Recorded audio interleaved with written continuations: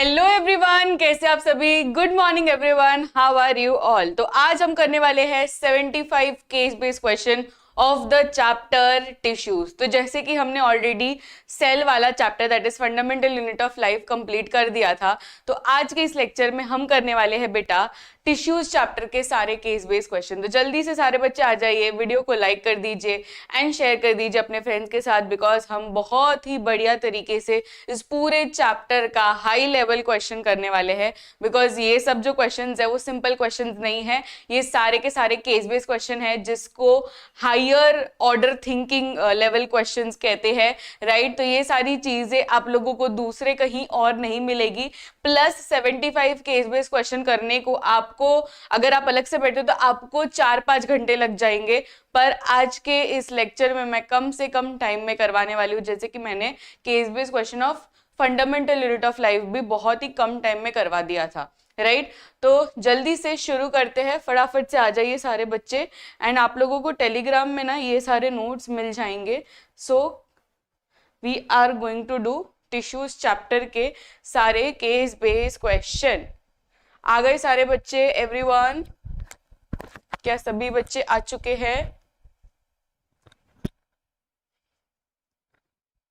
फटाफट से आ जाइए, उसके बाद में हम शुरू करेंगे। लाइक कर दीजिए सेशन को।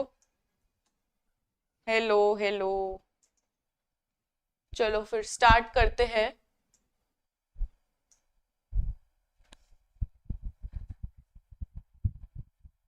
हेलो। तो पहला क्वेश्चन आपके स्क्रीन पर आ रहा है। तो इसमें बेसिकली आपको क्या करना है, आपको मैं देती रहूंगी ये पैसेज, और पैसेज के बेस पे आपको करते रहना है क्वेश्चंस, ठीक है। तो आपके स्क्रीन पर पैसेज आ चुका है, पैसेज रीड करिए ध्यान से, और फिर उसके बाद में जब क्वेश्चंस आएंगे तो आप अच्छी तरीके से उसको सॉल्व कर सकते हैं। तो ऑलरेडी आपके स्क्रीन पर ये पैसेज आ चुका है, ठीक है। तो गार्डनर्स ऑब्जर्वेशन प्लांट टिश्यूज, तो आपको दिया गया है Gardner's observation about plant tissues. तो प्लांट टिश्यूज के बारे में कुछ चीजें दी गई है। वैसे आपको ऑलरेडी बहुत सारी चीजें पता होगी, पर कुछ ऐसी चीजें हैं जो आपको पैसेज से लेनी है, ठीक है। चलिए स्टार्ट करते हैं बच्चों, स्टार्ट करते हैं एनर्जी के साथ। A gardener observes that new shoots of plant are soft and flexible whereas the older stem becomes hard and woody. मतलब ये क्या कह रहा है कि स्टार्टिंग के जो आते हैं, स्टार्टिंग के जो शूट्स आते हैं वो एकदम सॉफ्ट रहते हैं, और जैसे जैसे टाइम बीतता है वैसे वैसे वो थोड़े से हार्ड और वुडी हो जाते हैं। He also notices that some plants like bamboo remain flexible. अगर हम अभी भी देखेंगे ना बैम्बू प्लांट, तो बैम्बू के भले वो ट्री फॉर्म में हो जाए तो भी वो फ्लेक्सिबल ही रहता है, वो इतना हार्ड नहीं होता है, right. Next, a biology student tells him that this is due to the type of tissue present at different stages of growth. Different stages के अनुसार डिफरेंट टिश्यूज आते हैं, ये इसका ऑब्जर्वेशन था। अब यहाँ पे आप लोगों को क्वेश्चन आएंगे, उस तरीके से आपको करना है कि कौन सा क्वेश्चन का आंसर क्या रहेगा, ठीक है। तो सबसे पहला question, which type of tissue is responsible for new growth in plant? नया ग्रोथ। अब यहाँ पे हम लोगों को प्लांट टिश्यू का बाइफर्केशन पता होना चाहिए। प्लांट टिश्यू दो तरीके के होते हैं, राइट।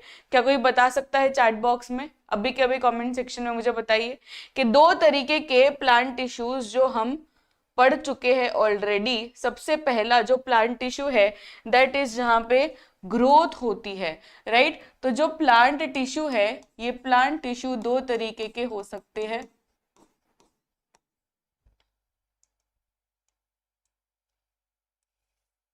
प्लांट टिश्यू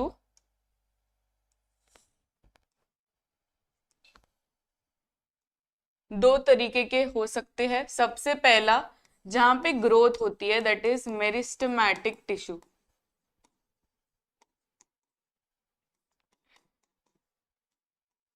सबसे पहला that is meristematic tissue. Second, जहां पे ग्रोथ नहीं होती है, जहां पे ग्रोथ नहीं होती है दैट इज परमानेंट टिश्यू। तो एक था मेरिस्टेमेटिक टिश्यू, एक था परमानेंट टिश्यू।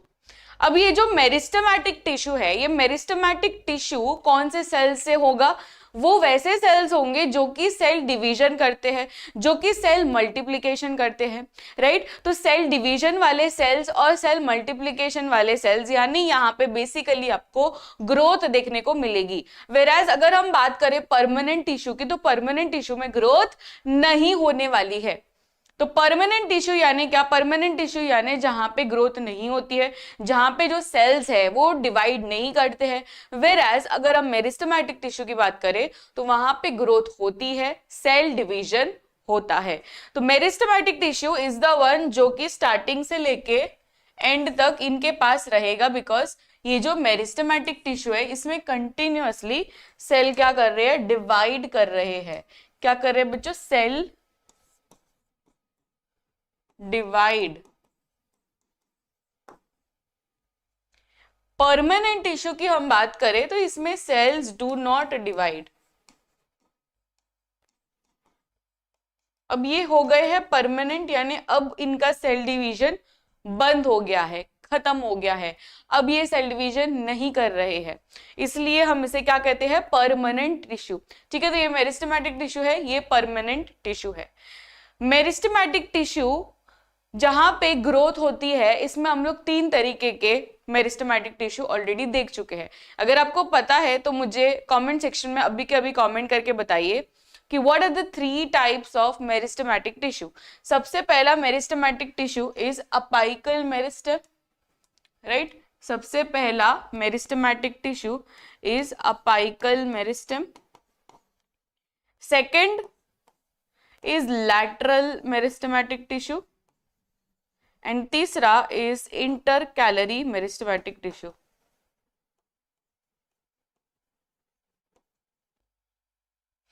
तीन तरीके के मेरिस्टेमेटिक टिश्यू है हमारे पास, apical meristematic tissue, lateral meristematic tissue and last is intercalary meristematic tissue.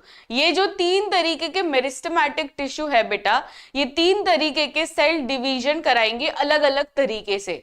अब परमानेंट टिश्यू की हम बात करें तो इसमें 2 तरीके के आते हैं, ये हम लोग नेक्स्ट स्लाइड में देखेंगे। ठीक है, जैसे जैसे क्वेश्चन आएगा वैसे वैसे हम लोग करते जाएंगे। तो basically this whole slide will cover your whole topic that is plant tissues. तो परमानेंट टिश्यू में एक तो होता है सिंपल परमानेंट टिश्यू, दूसरा होता है complex permanent tissue. Simple permanent tissue and complex permanent tissue. Simple permanent tissue यानी वो सेल्स जहां पे सारे के सारे सेल्स एक जैसे दिखते हो, जिसमें हम कॉलेनकाइमा, पेरेनकाइमा, स्क्लेरेनकाइमा का एग्जाम्पल लिखते हैं। उसमें अगर हम सारे सेल्स को देखें तो एक जैसे ही दिखते हैं, तो इसे हम कहते हैं सिंपल परमानेंट टिश्यू। दूसरा होता है कॉम्प्लेक्स परमानेंट टिश्यू, यानी वहां पे जो भी सेल्स होंगे ना वो अलग अलग दिखेंगे। अब इसका मतलब ये नहीं कि अलग अलग दिख रहे हैं तो फंक्शन भी अलग अलग करेंगे, नहीं। फॉर एग्जाम्पल जाइलम, अब जाइलम के पास 4 तरीके के सेल्स है, xylem parenchyma, xylem fibres, tracheids and vessels. ये सारे 4 सेल्स अलग अलग तरीके से दिखते हैं, पर इनका मेन इंटेंशन यही रहता है कि इनको करना है वाटर का conduction, right, water and minerals का ट्रांसपोर्टेशन। वैसे ही फ्लोएम, फ्लोएम का भी एक ही इंटेंशन है, दैट इज फूड का ट्रांसपोर्टेशन करना। तो इसमें जो भी सेल्स है वो अलग दिखते होंगे, पर ये फंक्शन टुगेदर करते हैं और एक ही फंक्शन परफॉर्म करने में हेल्प करते हैं एक दूसरे को। सो इसमें क्या हो रहा है, इसमें अलग अलग दिखते हैं पर सेम फंक्शन परफॉर्म करते हैं, इसमें सेम फंक्शन भी परफॉर्म कर रहे हैं और सेम दिख भी रहे हैं। ठीक है, समझ में आ गई बात? इतना बेसिक नॉलेज समझ में आ गया? तो एक बार आप लोग कॉपी कर लीजिए अच्छी तरीके से। प्लांट टिश्यू टॉपिक पे आपको ये फ्लो चार्ट बनाने को आना चाहिए, क्योंकि प्लांट टिश्यू का एकदम आपको क्लियर होना चाहिए कॉन्सेप्ट कि प्लांट टिश्यू क्या है, प्लांट टिश्यू का क्या बाइफिकेशन है, करेक्ट। तो इस तरीके से आप करोगे ना तो आपको अच्छी तरीके से समझ में आ जाएगा। अब यहाँ पे एक क्वेश्चन का आंसर लिखते हैं, विच type of tissue is responsible for new growth in plants. New growth बोला है, ध्यान से देखिए ये सवाल को, न्यू ग्रोथ बोला है, यानी यहाँ पे क्या पूछा है, सेल डिवीजन होने वाले सेल्स। तो सेल डिवीजन कहाँ पे होगा, पैरेन्काइमा में होगा, स्क्लेरेन्काइमा में होगा, कोलेन्काइमा नहीं, because these three are simple permanent tissue. Permanent में सेल ग्रोथ नहीं होती है, सेल डिवीजन नहीं होती है, इसलिए इसका आंसर क्या होगा? मेरिस्टेमेटिक टिश्यू, जहां पे सेल्स करते हैं मल्टीप्लिकेशन। क्या ये चीज समझ में आई? मेरिस्टेमेटिक टिश्यू आखिर क्यों हुआ? Next, the flexibility in the petiole and leaves. अब जैसे कि यहाँ पे आप फ्लेक्सिबिलिटी का वर्ड देखते हो, फ्लेक्सिबिलिटी वर्ड से हमको एक ही टिश्यू याद में आता है, दैट इज एवरीवन फ्लेक्सिबिलिटी। मैं आपको एक एकदम चीट शीट दे रही हूं, जहां पे भी फ्लेक्सिबिलिटी आए, B it stem, B it petiole, B it leaves, कहीं पे भी बेंडिंग या आपको फ्लेक्सिबिलिटी, ये सब वर्ड्स आए तो आपको सिर्फ ध्यान में रखना है that is collenchyma, right? That is collenchyma. Collenchyma is the one जो कि बेंडिंग में हेल्प कर रहा है, जो कि फ्लेक्सिबिलिटी में मदद कर रहा है, राइट? तो इसका आंसर क्या होगा? कोलेन्काइमा। लिख दीजिए अपने नोटबुक में कि कोलेन्काइमा यानी क्या, जहां पे फ्लेक्सिबिलिटी वर्ड यूज होगा। अभी ये अगर आपको पता होगा ना कि कौन सा वर्ड कौन से टिश्यू के लिए है, तो when you will solve any question in exam, आपको ज्यादा टाइम नहीं लगेगा क्वेश्चन समझने में। नहीं तो क्या होता है, क्वेश्चन समझने में ही हमको टाइम लग जाता है और फिर समझ नहीं आता कि क्या है करेक्ट आंसर। इसलिए आपको एक वर्ड फिक्स रखो कि फ्लेक्सिबिलिटी या बेंडिंग होगा तो कोलेन्काइमा हम लोग करके आ जाएंगे, जिससे आपको फटाफट से वो स्पीड करके आप लोग कर सकते एग्जाम में। तो बेंडिंग ऑफ स्टेम या बेंडिंग ऑफ लीव्स या फ्लेक्सिबिलिटी ऑफ स्टेम, ये सारे वर्ड्स आते हैं कोलेन्काइमा में। Next question, the hard and woody nature of older stems is due to. अब जैसे ही हार्डनेस का वर्ड आया, हार्डनेस किस में आता है बच्चों? हमने जितने भी प्लांट टिश्यूज अब तक पढ़े उसमें हार्डनेस और रिजिडिटी किस में हमने देखा था? हार्डनेस और रिजिडिटी हमने किस में देखा था बच्चों?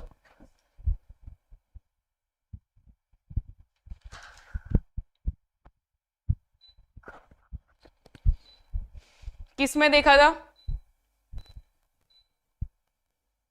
हार्डनेस और रिजिडिटी हमने देखा था इन द स्क्लेरेन्काइमा। तो जहां पे भी हार्डनेस और रिजिडिटी आई, ये भी वर्ड आप लोग लिख दीजिए अपनी टेक्स्ट बुक या नोटबुक में, लिख दीजिए कि जहां पे भी स्क्लेरेन्काइमा आएगा वहां पे ये हार्डनेस या रिजिडिटी वर्ड आना ही चाहिए, हार्डनेस या रिजिडिटी आना ही चाहिए। Sclerenchyma is also present in somewhere else. Can anybody tell in the chat box कहाँ पे प्रेजेंट रहता है स्क्लेरेन्काइमा, जो कि उसको हार्डनेस और रिजिडिटी देने का काम करता है? इसके ऊपर काफी एक फेमस गिव रीजन भी है कि why there is dash of coconut, कुछ तो है ना ऐसा सब।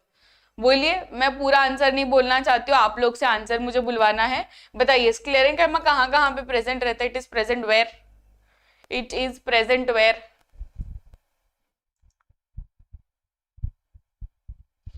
कहाँ पे प्रेजेंट रहता है? It is present in the, yes, covering of the nut, covering of the seed, covering of nut, covering of seeds, ये सब कैसे हार्ड रहते हैं इन स्ट्रक्चर।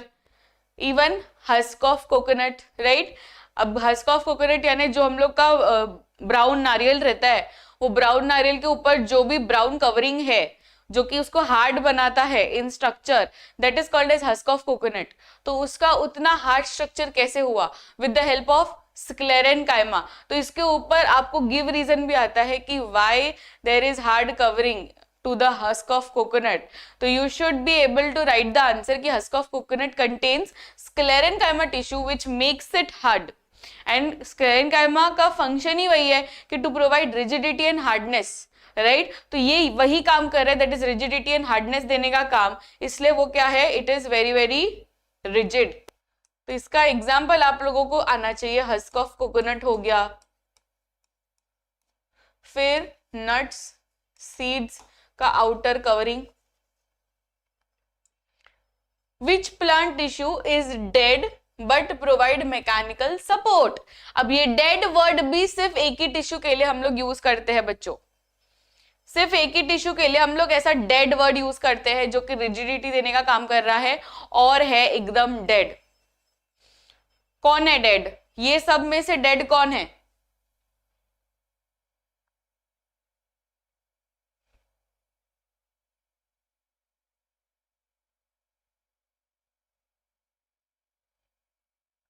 स्क्लेरेनकाइमा करेक्ट है। अब देखो, आप लोगों को ना बेसिक चीजें मैं आपको पहले बता देती हूँ, तीनों चीजें हम लोग यहीं पे समझ जाएंगे। एक तरफ पैरेनकाइमा,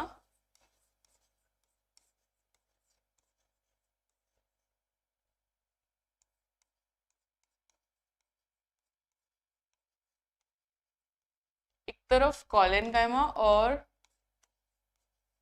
दूसरी तरफ sclerenchyma.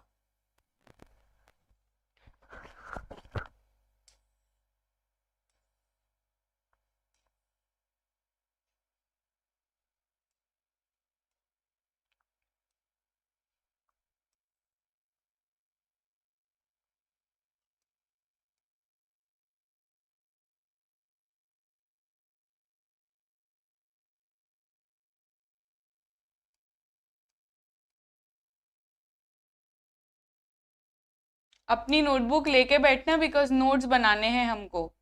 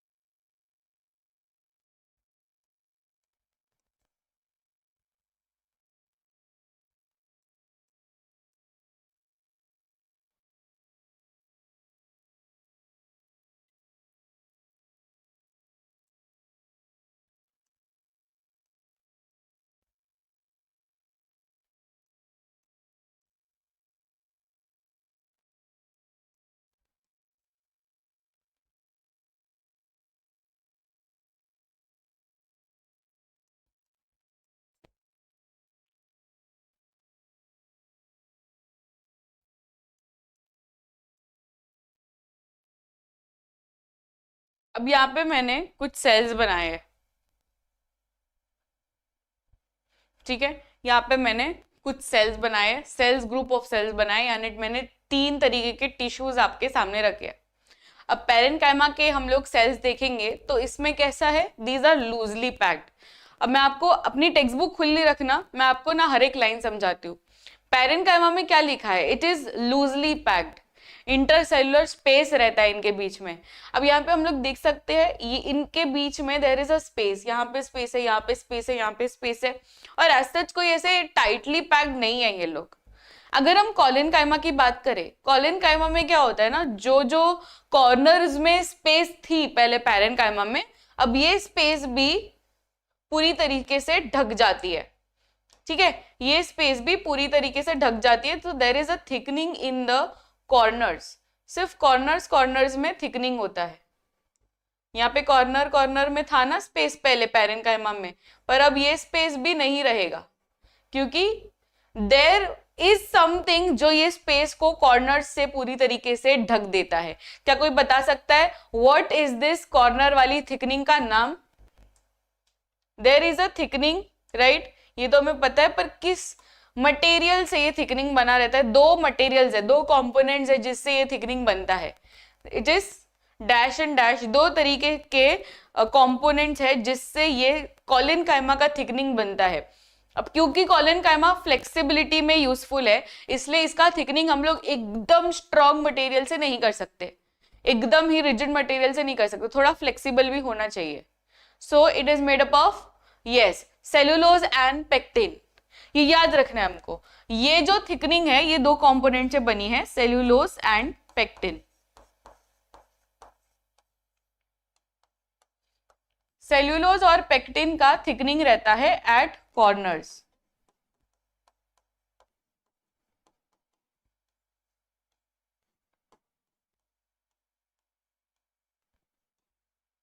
Thickening at corners.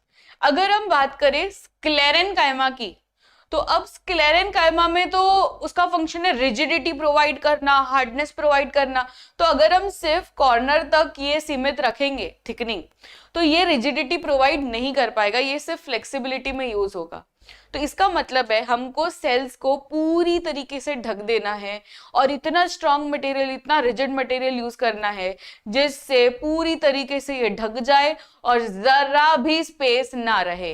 Right, यहाँ पे तो भी थोड़ा थोड़ा स्पेस रहता है, बिकॉज ये जो है, ये जो बाउंड्री है, एटलीस्ट वहां पे तो थिकनिंग नहीं है, तो वहां पे तो वो सांस ले सकते हैं सारे सेल्स। यहाँ पे तो फुल्ली वो सांस ले सकते हैं, यहाँ पे थोड़ा थोड़ा सांस ले सकते हैं, पर यहाँ पे तो ये सांस ही नहीं ले पाएंगे, बिकॉज इनका जो थिकनिंग है ना, ये इतना रिजिड मटेरियल का रहता है जिससे वो पूरी तरीके से ढक जाते हैं। ठीक है, तो इनका जो थिकनिंग है ना, वो सिर्फ और सिर्फ कॉर्नर्स तक नहीं रहता है, इनका पूरा का पूरा सेल ही एकदम लिग्निफाइड रहता है।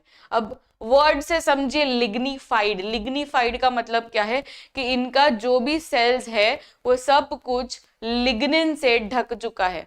अब यहाँ पे आपको जरा भी स्कोप दिख रहा है क्या कि सेल्स जरा भी ब्रीथ कर पाएंगे या उनको जरा सा भी स्पेस मिला है? नहीं, यहाँ पे तो भी थोड़ा सा स्पेस मिला था, यहाँ पे तो भरपूर स्पेस है, पर इसमें आप देख सकते हैं लिग्निन ने पूरी तरीके से उसको ढक दिया है, जिससे ये जो सेल्स है वो मर चुके हैं। ऑल्सो ये जो थिकनिंग है ये किस मटेरियल से है बनी? यस बच्चों, किस मटेरियल से है बनी है?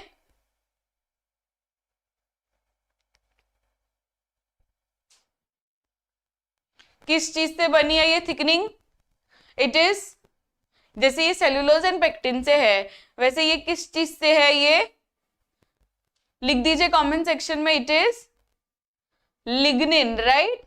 तो ये किससे बना है? ये लिग्निन से बना है।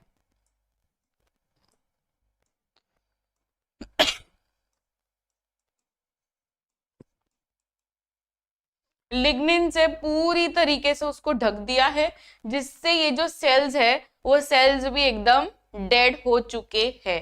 तो इसमें हम लोग क्या लिखते हैं? सेल्स आर डेड, बिकॉज अब तो मतलब है ही नहीं ना, कुछ भी स्कोप ही नहीं है। यहाँ पे तो भी वो ब्रीथ ले सकते हैं, इसलिए दीज आर लिविंग, और ये भी लिविंग है। ये तो ऑब्वियसली लिविंग रहेंगे, इनको तो कुछ भी रोक टोक ही नहीं है, राइट? तो ये तो लिविंग ही रहेंगे।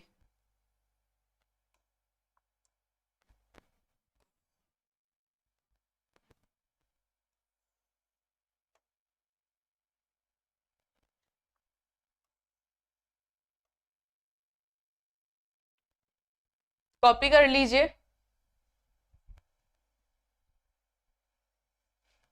कॉपी कर लीजिए। ये इसमें क्या है, एकदम अच्छी तरीके से स्पेस दिया गया है, इनको कोई रोक टोक नहीं रहती है, इसीलिए इनको, क्योंकि स्पेस इतना दिया है, इसलिए उनको क्या दिया जाता है? Function, that is food storage. Because इसमें कितना ज्यादा स्पेस है, इसलिए वो क्या कर सकते हैं? स्टोरेज का काम कर सकते हैं। अब जैसे कि ये फूड स्टोरेज करेंगे क्योंकि इनके पास इतना ज्यादा जगह है, राइट? एंड इसी का दो वर्जन आता है, दो मॉडिफिकेशंस आता है। क्या कोई बता सकता है पैरेन्काइमा के ही दो मॉडिफिकेशंस? दो मॉडिफिकेशंस जिसमें एक में क्लोरोफिल स्टोर होता है और एक में एयर स्टोर होता है।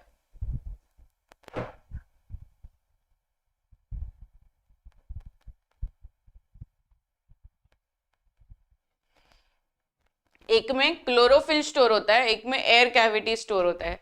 यस, क्लोरेन्काइमा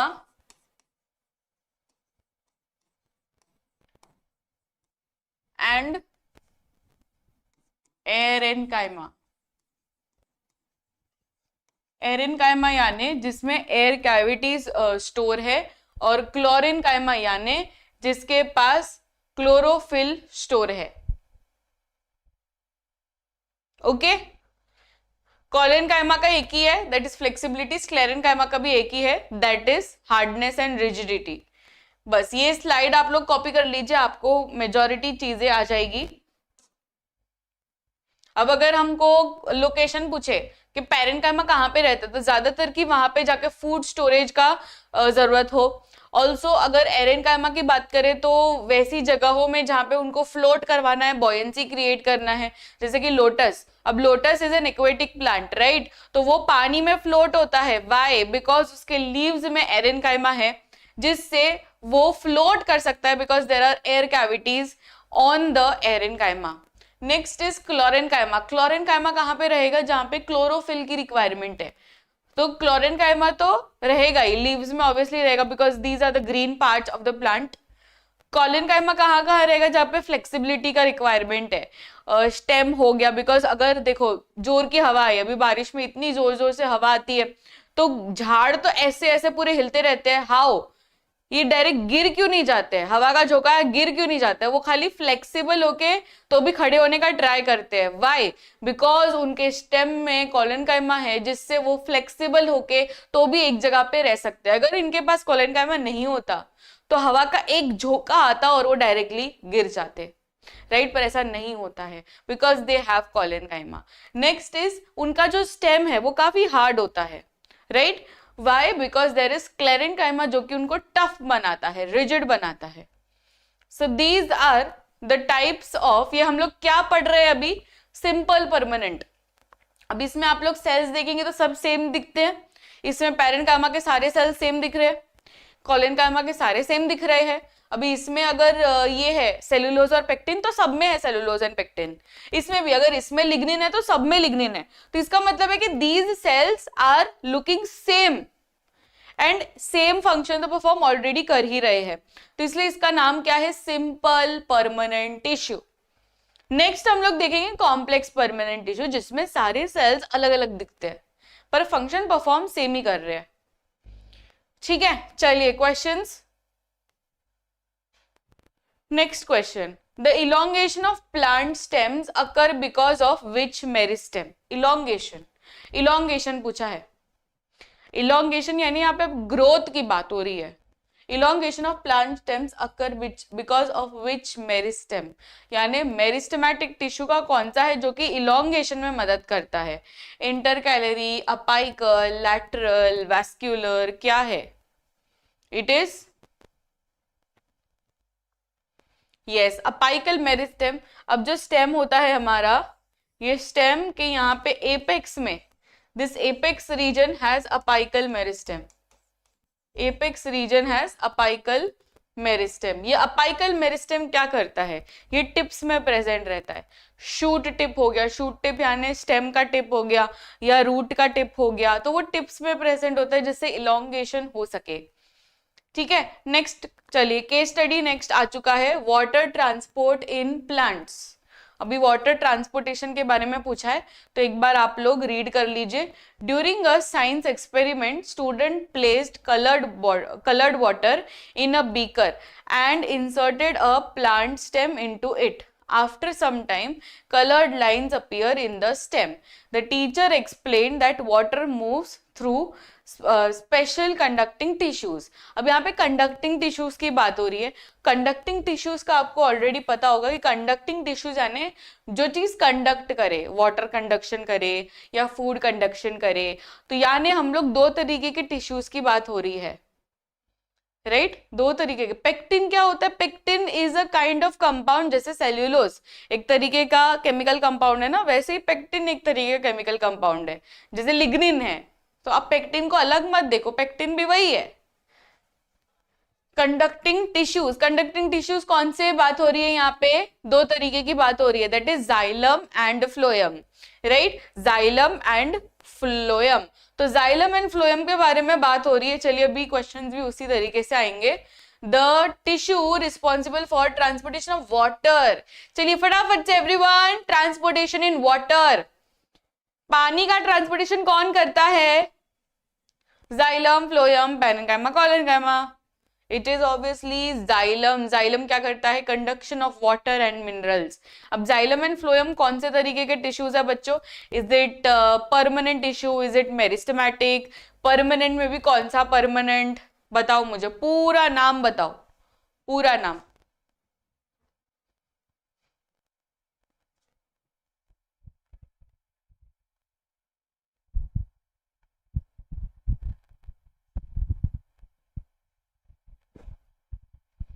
टेलीग्राम चैनल पे कुछ कुछ पीडीएफ आएंगी, कुछ पीडीएफ नहीं आएंगी। जो पीडीएफ मतलब हम लोग जो एक्सपेक्ट करते हैं कि आप लोग लेक्चर में ही करिए, तो वो मैं नहीं सेंड करती हूँ टेलीग्राम में, because all this is special content. ये काफी ज्यादा रिसर्च के बाद में ये सब चीज बनती है। सो आई डू नॉट फील कि मैं ऐसे ही लाइक ऐसे ही मैं सर्कुलेट कर दूं, because I want my students की वो सेशन में अच्छी तरीके से अटेंड करें, और जब मैं पढ़ा रही हूँ तभी के तभी नोट्स बनाए, because it takes a lot of time. So I would not let myself कि मैं ऐसे ही सर्कुलेट कर दूं। ठीक है, समझ में आ रही है बात? तो I would not send all the PDFs, ये मैं क्लियरली बोल रही हूँ। I would want my students to write in the session itself जो भी इंपॉर्टेंट चीजें हैं। नहीं तो फिर क्या होगा, सेशन में फिर आप आओगे नहीं, आप लोग खाली नोट्स डाउनलोड करके हाँ देख लिया आधे घंटे में कंप्लीट कर लोगे, जबकि मेरे को ये कंटेंट बनाने के लिए 5-6 घंटा लगता है। इतना रिसर्च और इतनी सारी बारीकियों से मैं ये सब चीज बनाती हूँ, ऐसे ही नहीं बनता है। ठीक है, तो ये सब चीज आई वुड नॉट वांट कि मैं ऐसे ही खाली 15-20 मिनट के लिए आपको दे दूं। Next question, the coloured lines in the stem indicate what?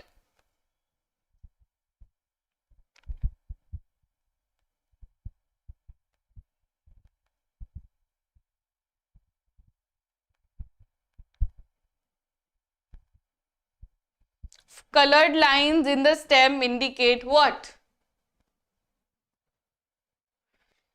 बताइए। Xylem vessels. तो जब हम लोग स्टेम को बारीकी से देखेंगे ना, तब हमको दिखेंगे जाइलम वेसल्स, और वो जाइलम वेसल्स में क्या हो रहा है, वाटर का कंडक्शन हो रहा है। ठीक है, वो वेसल्स है, मान लेते हैं वो जैसे हमारे पास नसें है ना, वैसे ही प्लांट की नसें यानी जाइलम वेसल्स, जिसमें पानी का ट्रांसपोर्टेशन हो रहा है। Which xylem component is made of dead cells? Dead cells. ठीक है, यानी आपको पूछ रहा है जाइलम का कौन सा चीज है जो कि डेड है एंड अलाउज वाटर कंडक्शन। अब देखो, xylem is mostly dead and phloem is mostly living. अब मैं मोस्टली क्यों बोल रही हूँ, क्योंकि 4 कंपोनेंट्स में से 3 कंपोनेंट्स डेड होते हैं जाइलम के बारे में, और फ्लोएम में 3 कंपोनेंट्स लिविंग है और एक ही सिर्फ डेड है। तो आपको दोनों का पता होना चाहिए कि क्या है वो एक चीज, क्या है जाइलम की कौन सी एक चीज लिविंग है और फ्लोएम की कौन सी एक चीज डेड है। अगर आप वो चीज कर लोगे ना याद, तो आपको दूसरे सारे याद करने की जरूरत नहीं पड़ेंगे। तो जाइलम का कौन सा चीज डेड है जो कि अलाउ वाटर कंडक्शन करता है? वैसे तो सारी चीजें मोस्टली डेड है, पर वाटर कंडक्शन कौन कर रहा है? मेन वाटर कंडक्शन ट्रेकीड्स करते हैं। ठीक है, आप समझ के चलो, जाइलम का मेन पिलर कौन है?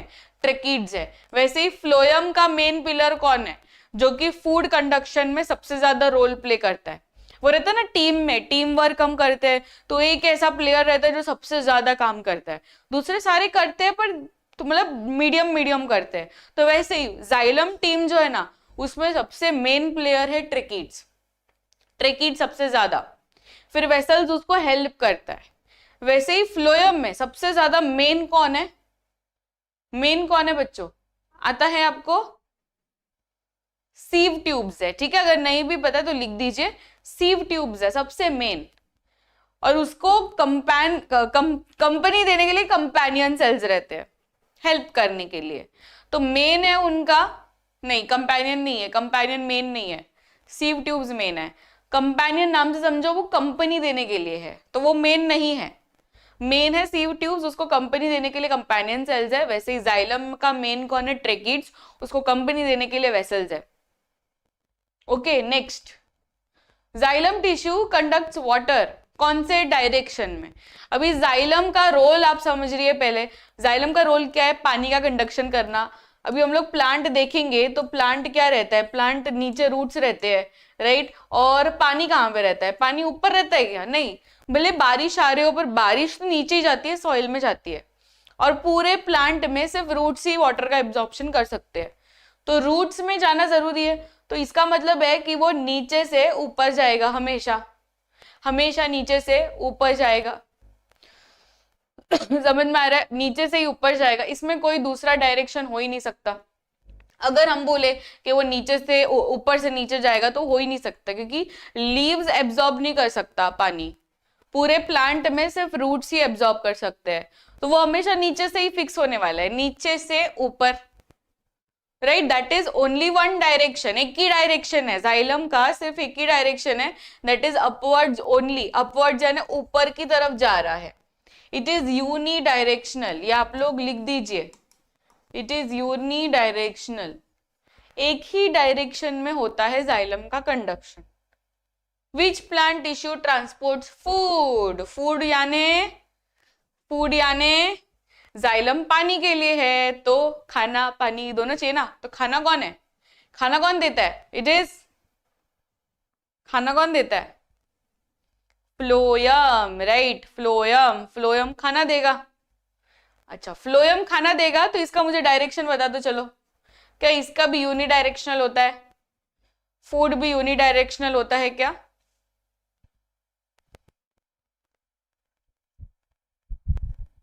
Good morning. फूड भी यूनी डायरेक्शनल लिखूं? नहीं, तो क्या लिखूं? Bidirectional. Why bidirectional? Because ये फूड का कंडक्शन कर रहा है। अभी फिर से आप पूरे प्लांट में देखो, फूड कहाँ पे बनता है, कहाँ पे बनता है फूड? अभी प्लांट का फूड कैसे बनता है? फोटोसिंथेसिस से बनता है, राइट। पूरे प्लांट में फोटोसिंथेसिस कौन कर सकता है? जो ग्रीन हो, बिकॉज उसके लिए क्लोरोफिल रिक्वायर्ड रहती है। अभी ग्रीन कौन है? लीव्स है ना, तो लीव्स तो कहीं पे भी हो सकते हैं। अभी प्लांट की बात करें तो लीव्स यहाँ पे भी हो सकते हैं, लीव्स यहाँ पे भी हो सकते हैं, लीव्स यहाँ पे भी हो सकते हैं। फॉर एग्जाम्पल ये वाला लीफ फोटोसिंथेसिस कर रहा है और ऊपर अभी कुछ है ही नहीं, ये सबसे टॉप वाला लीफ है, तो क्या ये ऊपर जाएगा कि नीचे जाएगा? उसको दोनों डायरेक्शन जाना पड़ेगा, राइट, क्योंकि ऊपर तो भी थोड़ा सा तो स्टेम है, तो वो स्टेम को इग्नोर नहीं कर सकते ना हम लोग। यानी फूड का कंडक्शन ऊपर भी होता है और नीचे भी होता है, बिकॉज वो लीफ से हो रहा है। अगर ये भी चीज रूट से होती है ना, तो सिर्फ इसका एक ही डायरेक्शन होता, क्योंकि रूट सबसे नीचे आते हैं प्लांट में, समझ रहे हो? पर ये फूड का कंडक्शन कर रहा है, और फूड रूट्स में नहीं बनता है, फूड बनता है इन द लीव्स, और लीव्स का कोई फिक्स पोजीशन नहीं रहता है, ये कहीं पे भी हो सकते हैं, इसलिए उनका डायरेक्शन ऊपर भी होगा और नीचे भी होगा। So food conduction takes place in both the directions, whereas जो जाइलम का है that happens only one direction. So बाई डायरेक्शनल हम लोग लिखेंगे। समझ में आई चीज?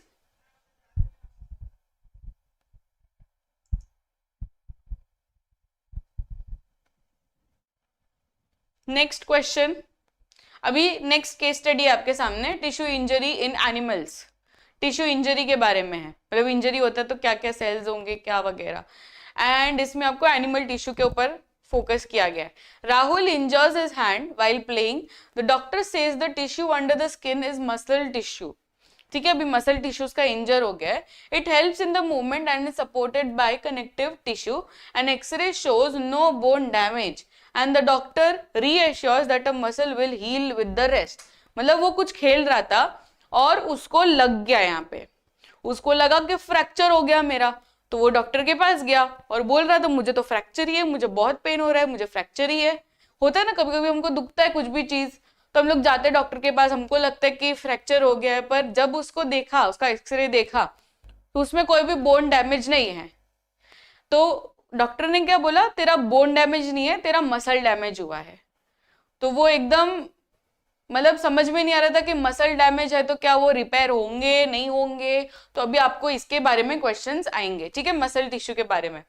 The tissue responsible for movement in animals. कौन मूवमेंट में हेल्प करता है? अभी मैं चल सकती हूँ, कैसे चल सकती हूँ? Because of the muscles. मैं बोल सकती हूँ तो यहाँ के मसल्स मुझे हेल्प कर रहे हैं।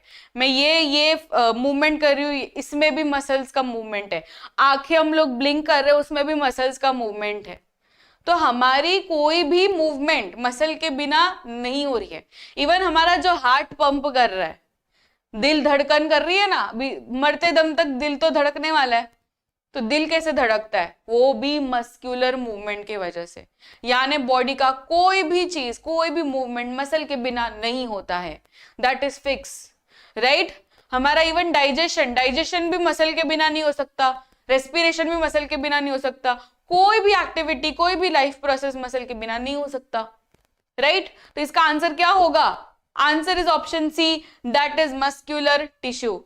विच type of muscle tissue is found in the limbs? Limbs यानी क्या, मैंने आपको समझाया था, लिम्स यानी क्या, हाथ पैर, हमारे हाथ और हमारे पैर, इसको हम कहते हैं लिम्स। तो लिम्स में कौन से मसल्स होते हैं? Smooth muscle, cardiac muscle, skeletal muscle के इनवॉलेंट्री मसल।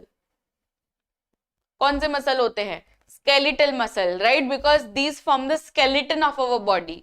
एंड ये क्या होते हैं बच्चों? वॉलेंट्री होते हैं कि इनवॉलेंट्री होते हैं? आर स्केलेटल मसल्स वॉलेंट्री और इनवॉलेंट्री? देखो अपने हाथ पैर हिला के देखो, वॉलेंट्री है कि इनवॉलेंट्री है? खुद हो जाता है, वॉलेंट्री है, right? So these are voluntary, skeletal muscles are voluntary in nature. Next question, skeletal muscle is also known as dash.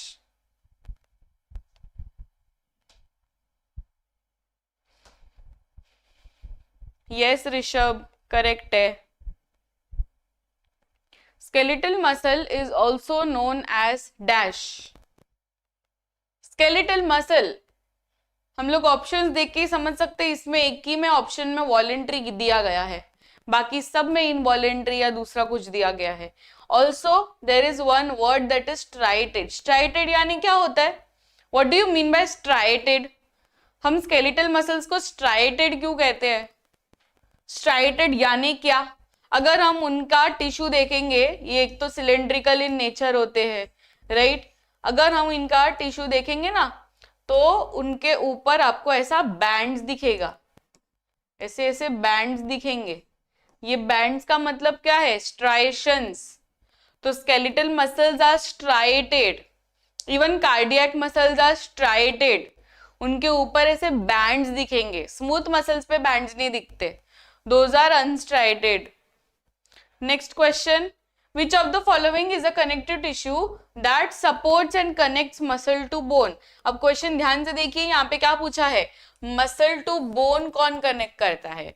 Muscle to bone, not bone to bone, muscle to bone.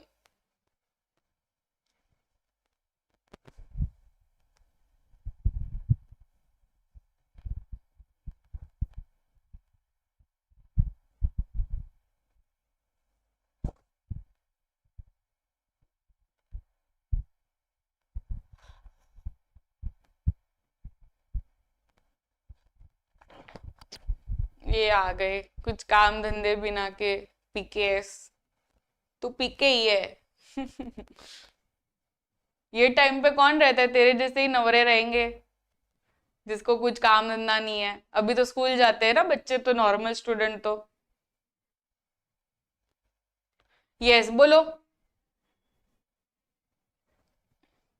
इसका answer क्या है? Tendon.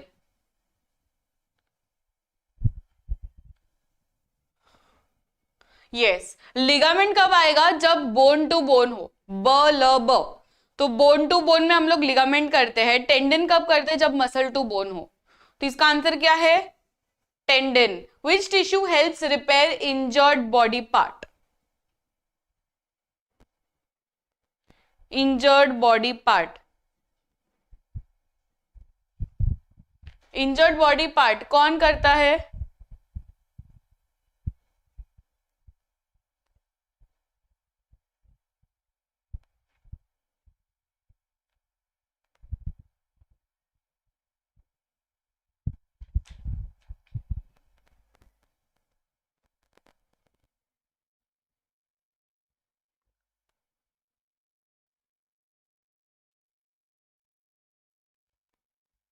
क्या है answer? Connective tissue. Very good. The beating heart, अभी heart के ऊपर है। Doctors explain to students that the human heart keeps beating continuously throughout life without fatigue. It is compose, fatigue यानी थक जाना। It composed of a special muscle tissue that contracts and relaxes rhythmically and automatically. तो आपको बताना है यहाँ पे cardiac tissue के बारे में, ठीक है? कार्डियक मस्कुलर टिश्यू के बारे में अभी क्वेश्चंस आएंगे कुछ। The tissue found in the heart is called as dash. Tissue found in the heart, tissue found in the heart is what? Heart वाला कौन सा टिश्यू रहता है हमारा? कौन सा मस्कुलर टिश्यू रहता है? स्केलेटल, स्मूथ, कार्डियक के कनेक्टिव? क्या रहता है? Cardiac, obviously cardiac. चलो कार्डियक के बारे में मुझे कुछ चीजें बताओ। अगर आप मुझे 3 चीजें भी बता दोगे तो भी मैं खुश हूं। 3 चीजें बता दो about cardiac muscular tissue. Cardiac muscular tissue के बारे में अभी के अभी कमेंट सेक्शन में बताइए कौन सी 3 चीजें हैं। कोई भी आप अपनी मन चाहे चीजें बता सकते हैं अबाउट द डिस्क्रिप्शन। उसका स्ट्रक्चर बता सकते हो, उसका शेप बता सकते हो, उसके फंक्शंस बता सकते हो, उसका लोकेशन बता सकते हो, ठीक है, न्यूक्लियस बता सकते हो। मतलब आप अपने अकॉर्डिंग बताइए कार्डियक मस्कुलर टिश्यू के बारे में। ठीक है, एक पॉइंट आ चुका है कि ये वॉलेंट्री नहीं रहता है, ये इनवॉलेंट्री रहता है। ठीक है, इनवॉलेंट्री रहता है। और इनवॉलेंट्री तो आ चुका। हार्ट में कहां पे प्रेजेंट रहता है एग्जैक्टली मुझे चाहिए। हार्ट में अगर आप बोल रहे हो लोकेशन, हार्ट के कौन से हिस्से में? ये रहता है ब्रांच्ड। वेरी गुड, ब्रांच्ड रहता है। That's a very good point और काफी डिफरेंशिएटिंग पॉइंट है। बिकॉज ब्रांच्ड ये किससे होता है? मुझे ये क्वेश्चन आपको पूछना है कि अगर हम कार्डियक टिश्यू को और स्ट्राइटेड टिश्यू यानी स्केलेटल टिश्यू को एक साथ रखेंगे तो दोनों मेजॉरिटी सेम ही दिखते हैं। जैसे कि अगर हम स्केलेटल का देखें तो स्केलेटल कैसा दिखता है? वो सिलेंड्रिकल है, ये भी सिलेंड्रिकल है, ये भी स्ट्राइटेड है, ये भी स्ट्राइटेड है। तो फर्क कहाँ पे आता है? Of the branched. जो स्केलेटल है वो ब्रांच्ड नहीं है और जो कार्डियक है वो ब्रांच्ड है। With the help of dash everyone, with the help of intercalated disc, right? ये आप लोग नोट डाउन कर लीजिए, ये होते हैं branched with the help of intercalated disc.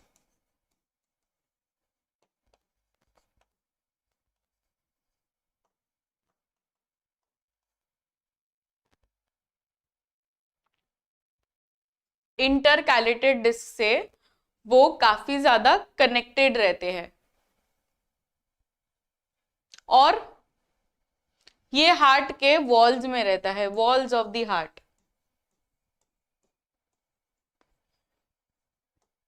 इसमें आप ये बोल सकते हो these are cylindrical in shape, ये भी बोल सकते हो। Next, cardiac muscles are dash. अब आप यहाँ पे आप कैरेक्टरिस्टिक्स के ऊपर ही आंसर है।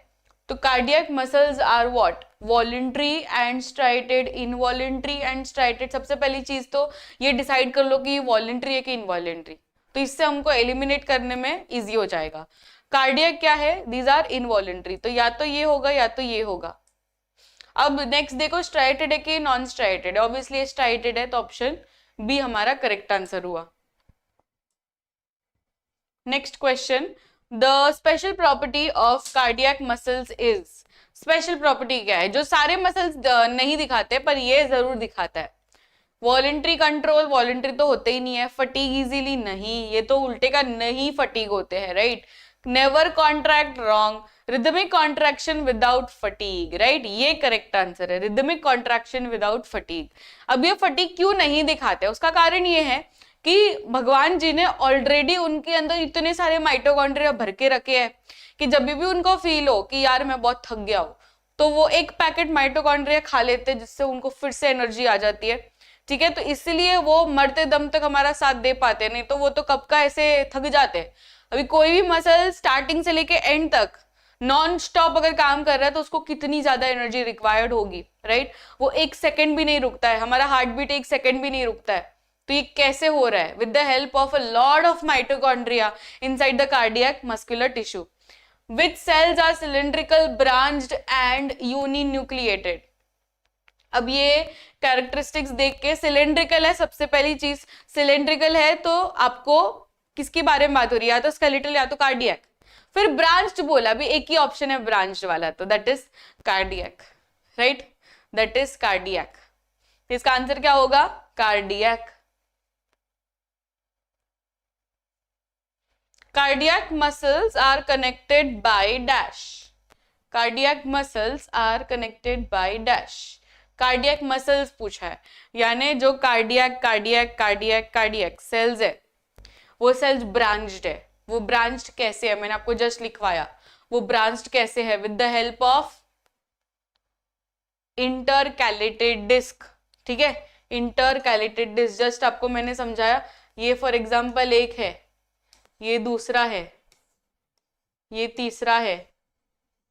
अभी ये सब एक दूसरे से ब्रांच्ड है।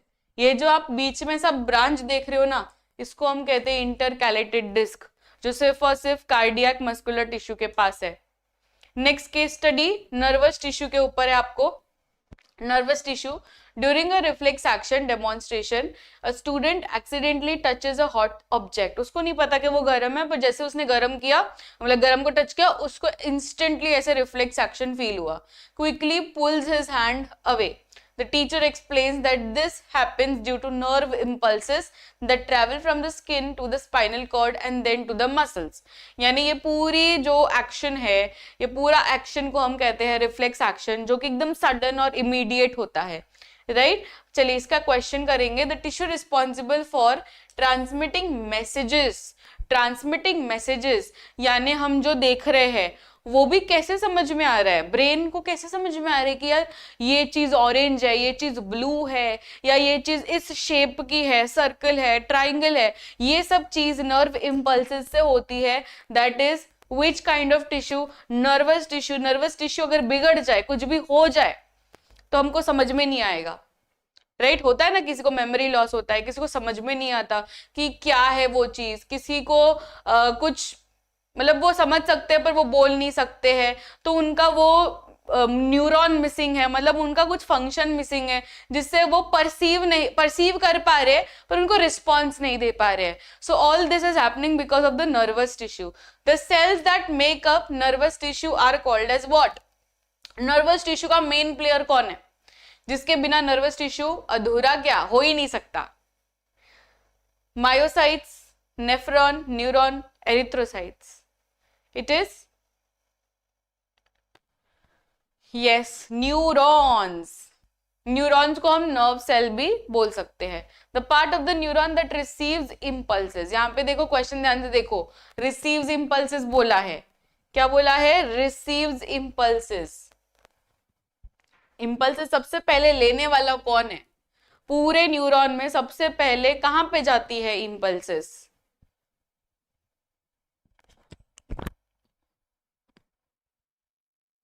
एक्सॉन में जाती है।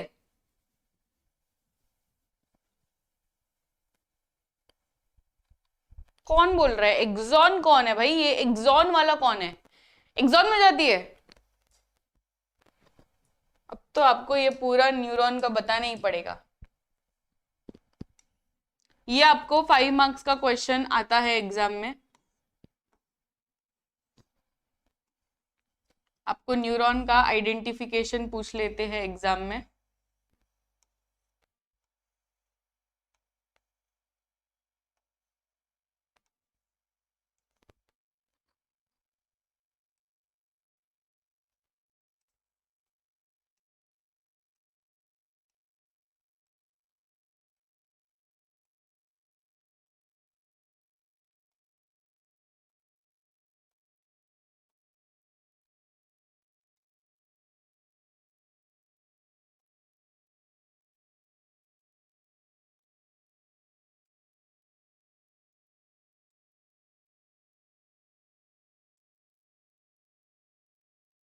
ये जो स्ट्रक्चर्स है, दीज आर डेंड्राइट्स। ठीक है, ये जो स्ट्रक्चर्स है ना, इसको हम कहते हैं डेंड्राइट्स, क्योंकि ये परसीव कर रहे हैं चीजों को। सबसे पहले वो इम्पल्सेस ले रहे हैं। फिर ये वाला जो साइटोप्लाज्म वाला एरिया देख रहे हो, न्यूक्लियस के आजू बाजू वाला जो एरिया है, उसको हम क्या कहते हैं? साइटॉन। जो ये आजू बाजू वाला एरिया है ना, इसको हम कहते हैं साइटॉन। ये पूरे लंबे स्ट्रक्चर को हम कहते हैं एक्सॉन। एंड ये जो एंडिंग हो रहा है, that is called as nerve ending, या एक्सोनल एंड, या एक्सोनल एंडिंग भी कह सकते हैं।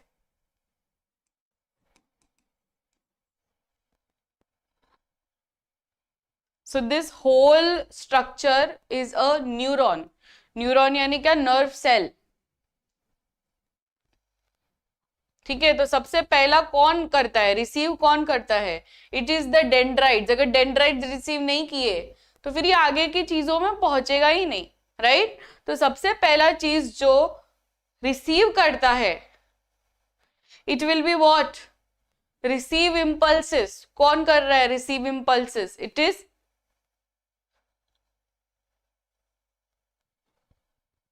आया अभी आंसर, डेंड्राइट्स। समझ में आया। The long part of the neuron, अभी मैंने क्योंकि पूरा न्यूरॉन आपको समझा दिया तो अभी आप ये सारे क्वेश्चन आसानी से कर सकते हैं। The long part of the neuron that carries impulses away. पूरा लॉन्ग पार्ट कौन है, पूरे न्यूरॉन का सबसे लंबा part, it is axon, right. Axon is the longest part. अब यहाँ पे हम देख ही सकते हैं पूरे न्यूरॉन में सबसे ज्यादा यही है, इसी का लेंथ है, तो इसका आंसर क्या है, axon. Nervous tissue coordinates digestion, excretion, internal communication के ग्रोथ। नर्वस टिश्यू है किसके लिए,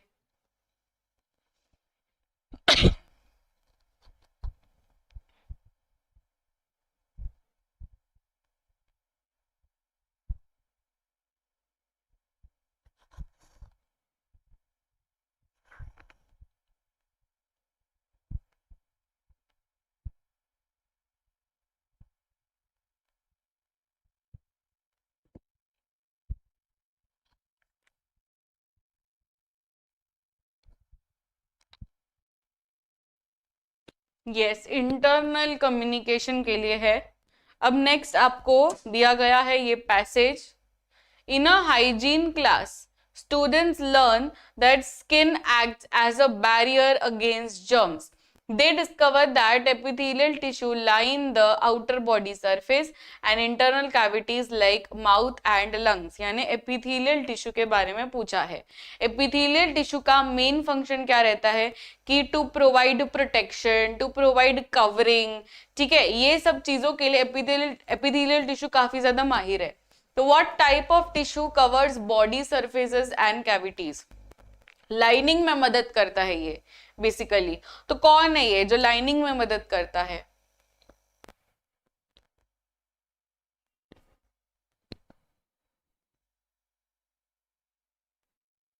कौन है ये, एपिथीलियम यानी एपिथीलियल टिश्यू।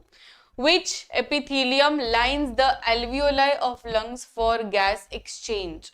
अब जहां पे भी गैस एक्सचेंज या काफी ज्यादा पतली लेयर चाहिए, तो ये ना मैं आपको चीज से समझाती हूँ। यानी there is one squamous epithelium, simple squamous, right. Simple squamous यानी चीज स्लाइस। चीज स्लाइस सबसे ज्यादा थिन होती है। तो अगर आपको कोई जगहों में ज्यादा थिक लेयर नहीं चाहिए, जहां पे जल्दी से डिफ्यूजन हो जाना चाहिए, अभी यहाँ पे डिफ्यूजन का खेल है, गैसेस है तो डिफ्यूजन का खेल है, राइट। तो डिफ्यूजन के लिए आपको एकदम पतली लेयर रिक्वायर्ड रहेगी। अगर एकदम जाड़ी लेयर रखोगे तो उसमें कैसे पास ऑन होंगे गैसेस, इसलिए इसमें सिंपल स्क्वामस आएगा। तो हमेशा याद रखना सिंपल स्क्वामस यानी क्या, जहां पे एकदम thin layer, that is cheese slice. फिर दूसरा होता है क्यूबॉइडल। क्या होता है, क्यूबॉइडल। क्यूबॉइडल कहां पे होगा, जहां पे ट्यूब्स है। ये मैंने आपको शॉर्टकट भी बताया था, क्यूबॉइडल, क्यूब यानी ट्यूब, क्यूब में ट्यूब, ऐसे हम कर सकते हैं। Just a minute.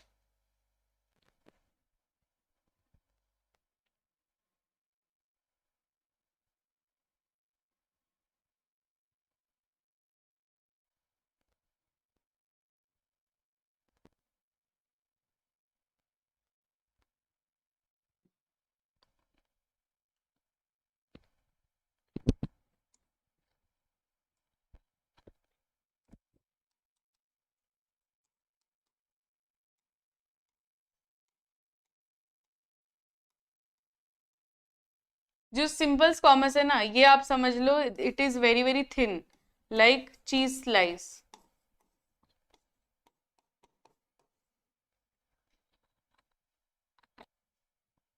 Next cuboidal. Cuboidal यानी क्यूब्स, चीज के जो क्यूब होते हैं ना,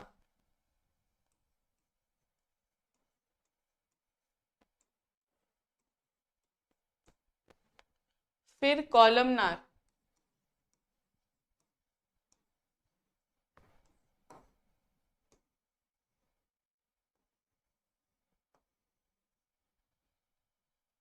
यानी यहाँ पे चीज ब्लॉक,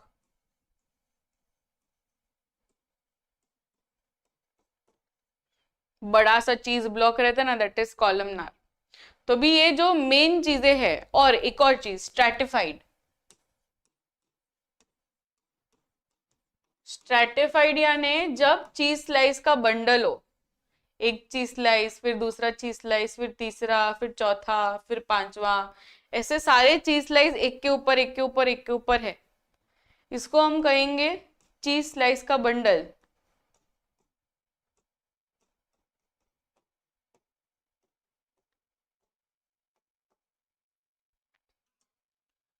सिंपल स्क्वामस यानी चीज स्लाइस, एक ही चीज स्लाइस। अब क्योंकि यहाँ पे एक ही चीज स्लाइस है तो इसमें प्रोटेक्शन वाला फंक्शन नहीं होगा, क्योंकि एक ही इतना पतले लेयर से कोई प्रोटेक्शन नहीं होने वाला है। So basically this kind of tissue will be where you want very very thin layer, जहां पे आपको डिफ्यूजन करवाना है, जहां पे आपको फटाफट से कोई भी चीज ऐसे डाल देनी है अंदर, तो उसमें ये सिंपल स्क्वामस आ सकता है। दूसरी जगह जहां पे ज्यादा प्रोटेक्शन की रिक्वायरमेंट नहीं है, जैसे कि अंदर जो बॉडी के अंदर है, जैसे कि एल्वियोलाई हो गया, ब्लड वेसल्स हो गए, वो सब बॉडी के अंदर है, वो एक्सटर्नल एनवायरनमेंट से कांटेक्ट में नहीं है, तो उसको इतना प्रोटेक्शन का रिक्वायरमेंट नहीं है। नेक्स्ट है क्यूबॉइडल। क्यूबॉइडल यानी इस तरीके से क्यूब शेप रहेंगे, और ये कहां पे रहेंगे, जहां पे ट्यूब्स हो। इस तरीके से आप याद रख सकते हैं, क्यूब ट्यूब, तो जहां पे भी ट्यूब्यूल्स रहेंगे। एंड इसका सबसे बेस्ट एग्जांपल इज किडनी के ट्यूब्यूल्स, ट्यूब्यूल्स ऑफ किडनी। ये आपको बहुत ज्यादा पूछते हैं एग्जाम में कि what is the kind of tissue that is present in the tubules of kidney, तो ये आपको आना चाहिए, that is cuboidal epithelium. Next is columnar. Columnar आप यहाँ पे देख सकते हैं, ये एकदम टॉल पिलर लाइक कॉलम जैसे होते हैं, और इनका मेन फंक्शन क्या रहेगा, एब्जॉर्प्शन एंड सिक्रीशन।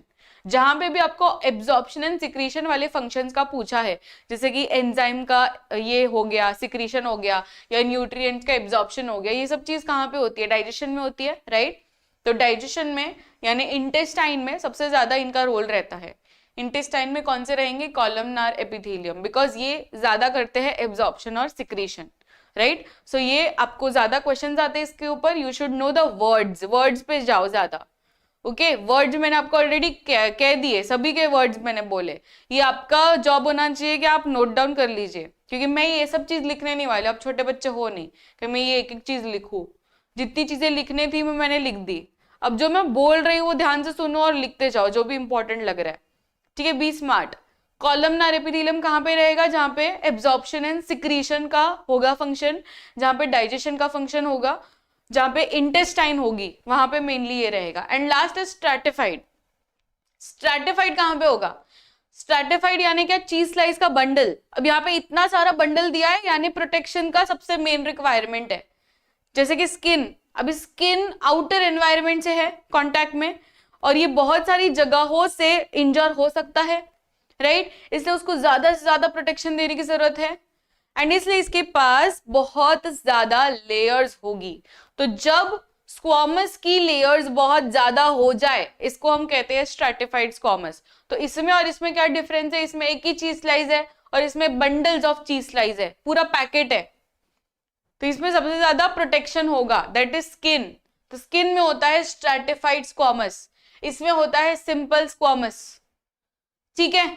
समझ में आ गई बात, बहुत ही सिंपल तरीके से मैंने सारी चीजें समझा दी आपको। फिर होता है सिलिएटेड कॉलमनार। अभी सिलिएटेड कॉलमनार का मतलब क्या है, सीलिया का मतलब समझते हो, सीलिया यानी हेयर लाइक स्ट्रक्चर्स। तो यही कॉलमनार के कॉलमनार के ऊपर अगर आपने ऐसा सीलिया डाल दिया तो ये बन जाएंगे सिलिएटेड कॉलमनार। अभी सीलिया कहां पे होगा, जहां पे आपको मूवमेंट का रिक्वायरमेंट है, मूवमेंट यानी विंड पाइप में एयर का मूवमेंट करवाना, वहां पे डाल देंगे सिलिएटेड कॉलमनार। तो जहां पे भी मूवमेंट रिक्वायर्ड है, जहां पे पैसेज रिक्वायर्ड है, that will be ciliated columnar, ठीक है। चलिए अब क्वेश्चंस करेंगे। The main function of epithelial tissue is what, epithelial कहाँ पे आता है? जहां पे मूवमेंट हो, जहां पे सपोर्ट हो, जहां पे कोऑर्डिनेशन हो, के प्रोटेक्शन।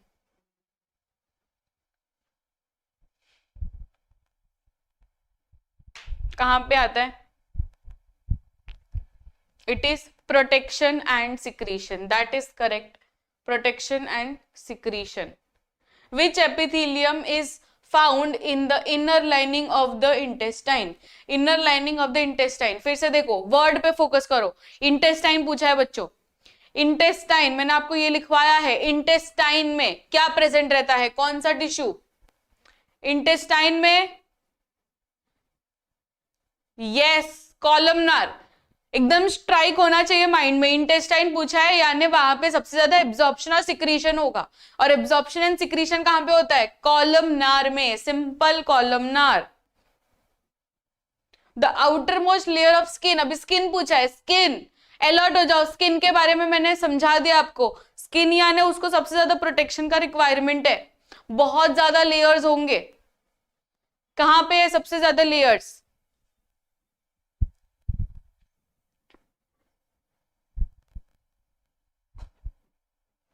सबसे ज्यादा लेयर्स है स्ट्रैटिफाइड स्क्वामस यानी चीज स्लाइस का बंडल। Right, next question. चलिए अभी नेक्स्ट केस स्टडी आ चुका है जिसमें हम लोग बोन्स एंड सपोर्टिंग स्ट्रक्चर्स के बारे में देख रहे हैं। A biology lessons explore the human skeleton. Students learn that bone tissue is a type of connective tissue with calcium salts. It provides support, protection and helps in movement. Bone क्या करता है? Movement में मदद करता है, काफी tough structure रहता है, एंड मेन इंपॉर्टेंट कि वो एक कनेक्टिव टिश्यू है। राइट, नेक्स्ट चलिए, bone is classified as what? Bone क्या है? जस्ट मैंने कहा कौन से तरीके का टिश्यू है ये? बोन क्या करता है? ये कनेक्ट करता है। So it is a type of connective tissue. Correct. The hard nature of bone is due to what? Bone hard क्यों है? बिकॉज उसका मैट्रिक्स हार्ड है। ठीक है, मैट्रिक्स पे डिपेंड रहता है। कनेक्टिव टिश्यू का बहुत सिंपल लॉजिक है, जैसा मैट्रिक्स वैसा उसका बिहेवियर। अब ब्लड का मैट्रिक्स काफी फ्लूइड है, इसलिए वो खुद फ्लूइड है। वैसे बोन का मैट्रिक्स काफी हार्ड है क्योंकि उसमें कैल्शियम सॉल्ट्स है, फास्फोरस सॉल्ट्स है, तो जिससे उसका पूरा का पूरा स्ट्रक्चर एकदम रिजिड हो जाता है। सो इसका क्या है? कौन से सॉल्ट्स? कैल्शियम सॉल्ट्स के वजह से वो काफी हार्ड हो जाता है। What function does bone tissue serve? Bone क्या करता है? Transmitting messages, movement, protection and support, food digestion, hormone secretion. Very easy. Yes, movement, protection and support. Which cells form bone? Which cells form bone? Bone के cells क्या नाम है?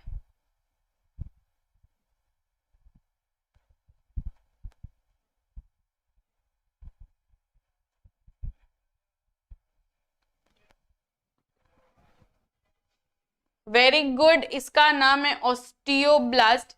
देखो बच्चों, osteo word relate करो, आपको इसमें डिटेल में नहीं पढ़ना है, पर इतना बेसिक नॉलेज हमको आना चाहिए कि जहां पे भी ऑस्टियो वर्ड आ रहा है, ऑस्टियो रिलेट्स टू बोन। जैसे cardiac relates to heart, pulmonary relates to lungs, ठीक है, रीनल रिलेट्स टू किडनी। ये सब चीज अभी नहीं आ रही होगी पर थोड़ा थोड़ा तो आपको आता है, राइट? तो वैसे ही हमको याद रखना है कि बोन यानी ऑस्टियो, ठीक है, कॉन्ड्रो यानी कार्टिलेज, ऐसे कुछ कुछ वर्ड्स। जैसे एडिपोसाइड्स, वो एडिपोस टिश्यू की बात हो रही है। न्यूरॉन्स यानी वो नर्वस टिश्यू की बात हो रही है, इसलिए इसका आंसर होगा osteoblast. The tissue connecting bone to muscle. अभी बोन टू मसल फिर से पूछा है, फिर से बोल दो, बोन टू मसल के मतलब कौन है बोन टू मसल?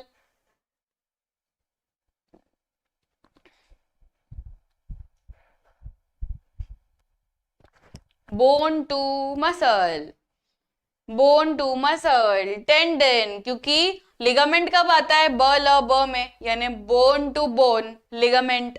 तो बचा कौन? Bone to muscle, tendon.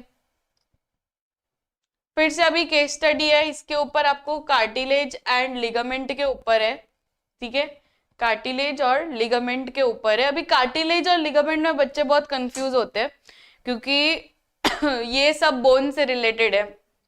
अगर हम लिगामेंट की बात करें तो ये बोन टू बोन कनेक्ट करते हैं लिगामेंट, इतना हमको पता है। कार्टिलेज जो है वो एक तरीके का बोन कवर है, तो बच्चे कंफ्यूज होके उसको लिख देते कि लिगामेंट ही ये फ्रिक्शन भी रोकता है, क्योंकि बोन टू बोन जो जॉइंट्स के बीच में बोन टू बोन रहता है, राइट, तो उसके बीच में फ्रिक्शन ना हो इसलिए बीच में कार्टिलेज रहता है जिससे वो फ्रिक्शन रोकता है।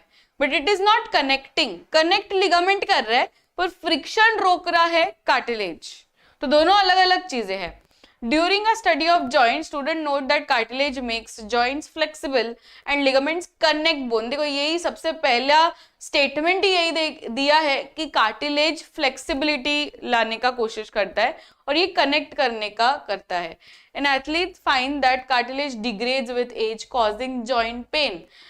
जैसे जैसे बूढ़े हो जाते हैं वैसे घुटनों में दर्द, ये सब दर्द क्यों चालू हो जाता है? आप लोगों ने अपनी दादी दादा में देखा रहेगा, वो हमेशा से बोलते थे मुझे ये दुखता है वो दुखता है। क्यों दुख रहा है उनको? क्योंकि उनके जॉइंट्स के बीच में जो कार्टिलेज पहले था वो धीरे धीरे खत्म होते जा रहा है। तो जैसे ही बीच में कार्टिलेज नहीं रहेगा बोन्स के बीच में, तो वो क्या करेंगे, वो टकराएंगे और टकरा रहे हैं उनके बोन्स, राइट, इसलिए उनको वो नी दुखता है, एल्बो दुखता है, सब कुछ दुखता है, बिकॉज उनके बीच का जो कार्टिलेज है वो खत्म हो रहा है धीरे धीरे।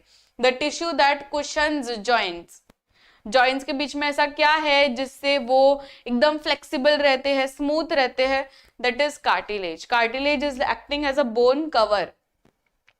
कार्टिलेज किससे बना है? Living cells and matrix, only dead cells, only fluids के epithelial cells? It is living cells and matrix. Obviously ये लिविंग तो रहेंगे। Ligaments connect what? ये तो आप बोल सकते हैं आराम से, ligament connects what?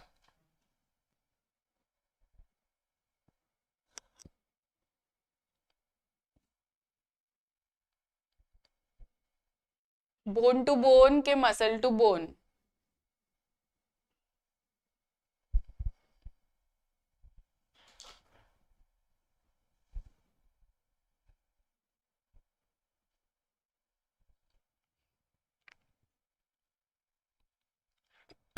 Very good, इसका आंसर है बोन टू बोन।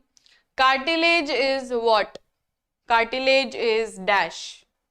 बताइए कार्टिलेज इज व्हाट?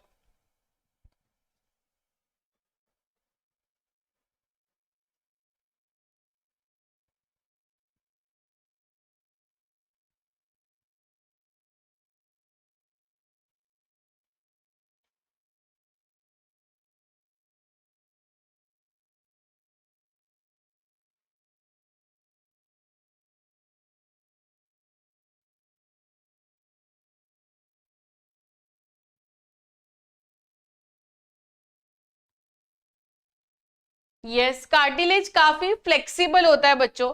जैसे कि हमारे कानों के यहाँ पे भी कार्टिलेज प्रेजेंट है, नोज के यहाँ पे भी कार्टिलेज प्रेजेंट है, हम आसानी से उसको मूव कर सकते हैं। दैट मीन्स कि it is flexible and strong. Cartilage is found in what? कहाँ पे प्रेजेंट है? जस्ट मैंने आपको भी एक्शन करके दिखाया। कहाँ पे प्रेजेंट है कार्टिलेज? कार्टिलेज कहाँ पे प्रेजेंट है?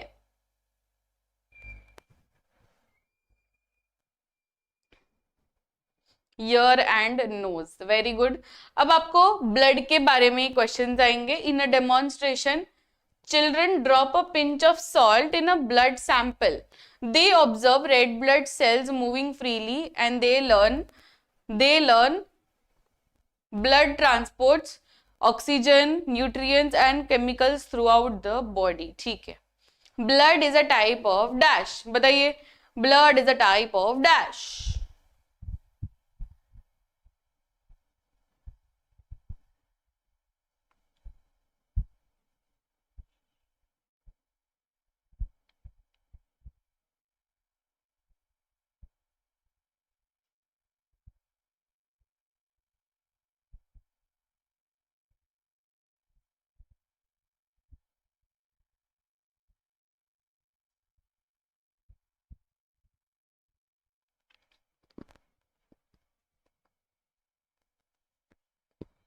connective tissue. That is correct.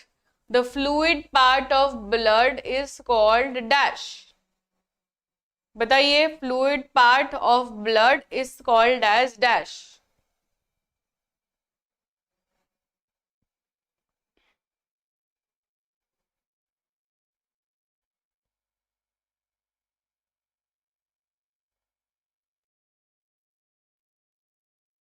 Fluid part of blood is called as dash.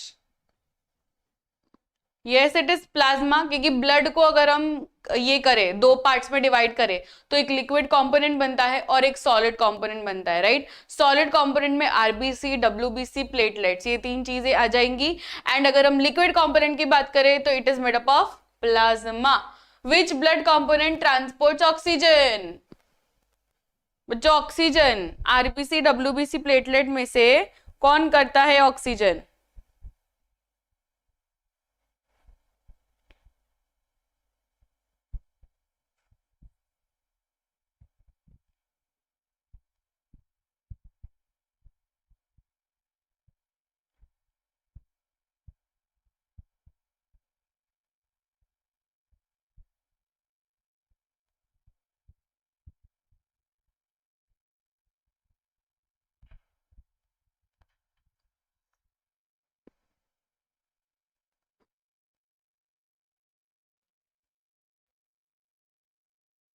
Red blood cells. Very good.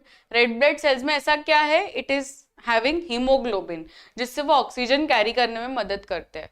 Which sales fight infection? Infection यानी इम्यूनिटी. इम्यूनिटी देने का काम कौन करता है बच्चों? इम्यूनिटी कौन देता है? Soldiers of the blood. कौन है ये? It is WBC, right. White blood cell WBC immunity देने का काम करते हैं. Platelets help in what? अब प्लेटलेट्स कहां पे आते हैं? जहां पे भी आपको कुछ लग जाता है, वो इंजरी आते ही वहां पे वो ब्लड रोक देते हैं. With the help of dash, with the help of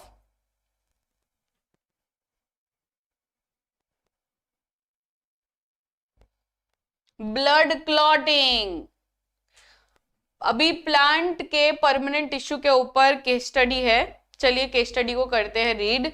In a plant science club, children examine mature sunflower stem. They identify tissues like parenchyma, collenchyma, sclerenchyma. Each serving is different function like storage, support and rigidity. Right? हमने ये तीनों के चीजों के बारे में पढ़ लिया है. हमने पैरेनकाइमा, कॉलेनकाइमा एंड स्क्लेरेनकाइमा, ये तीनों टिश्यूज के बारे में ऑलरेडी कर लिया है. चलिए, parenchyma cells are mainly used for dash. बताइए, पैरेनकाइमा सेल्स का मेन फंक्शन क्या रहता है? Photosynthesis, storage. Photosynthesis, storage, right. Parenchyma का पूछा है, फोटोसिंथेसिस एंड स्टोरेज, राइट है. क्योंकि फोटोसिंथेसिस कौन करता है? एक मॉडिफिकेशन है जो फोटोसिंथेसिस करता है. बता सकते हो आप लोग? फोटोसिंथेसिस पैरेनकाइमा का ऐसा कौन सा वर्जन है जो फोटोसिंथेसिस करता है?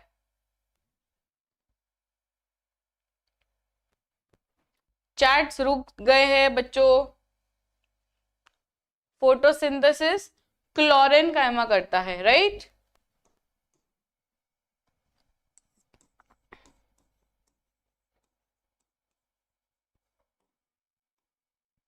क्लोरेनकाइमा फोटोसिंथेसिस करता है और स्टोरेज तो करता ही है. फूड स्टोरेज तो हम जानते ही है पैरेनकाइमा करता है.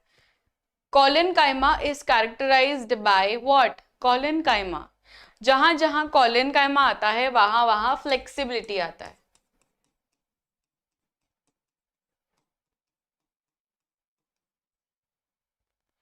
Uniform thickness, uneven cell thickening.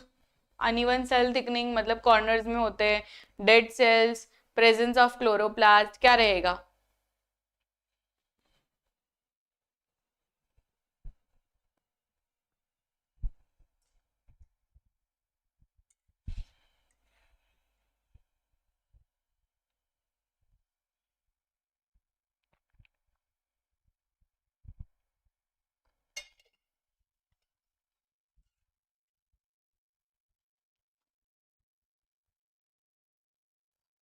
Uneven cell thickening. Which tissue has dead thick cells giving rigid support? Which tissue has dead thick cells giving rigid support? बताइए, rigid support देने वाला.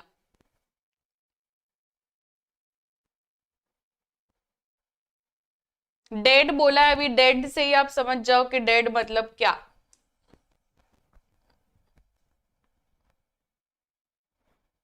It is very good. Sclerenchyma.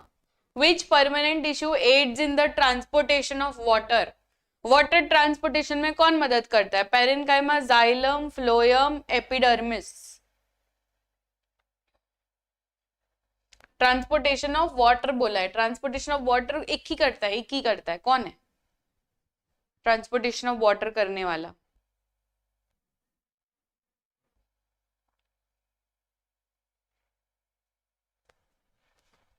Xylem, right. Which tissue is involve in food conduction? Food का transportation कौन करता है? Xylem तो नहीं है, तो कौन है? It is phloem, right. Next case study आ चुका है. अब यहाँ पे हम लोग एनिमल कनेक्टिव टिश्यूज को कंपेयर करेंगे. Students examine various tissues, loose areolar, adipose, cartilage, bone, और ये सभी को देखते हैं तो सभी के सभी एक चीज कॉमन है, दैट इज कनेक्ट करना. तो ये कनेक्ट करते हैं, इसलिए इनका नाम क्या है? Connective tissue, right. चलिए देखते हैं questions. Adipose tissue store what? Adipose tissue की क्या खासियत रहती है बच्चों? एडिपोस टिश्यू की क्या खासियत रहती है एवरीवन?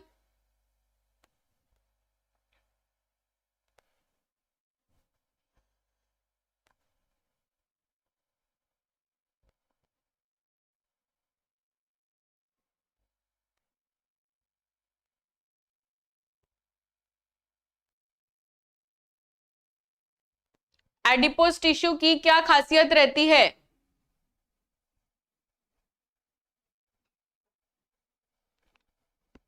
वो स्टोर करते हैं फैट, दैट इज करेक्ट. वो स्टोर करते हैं fat, that is correct.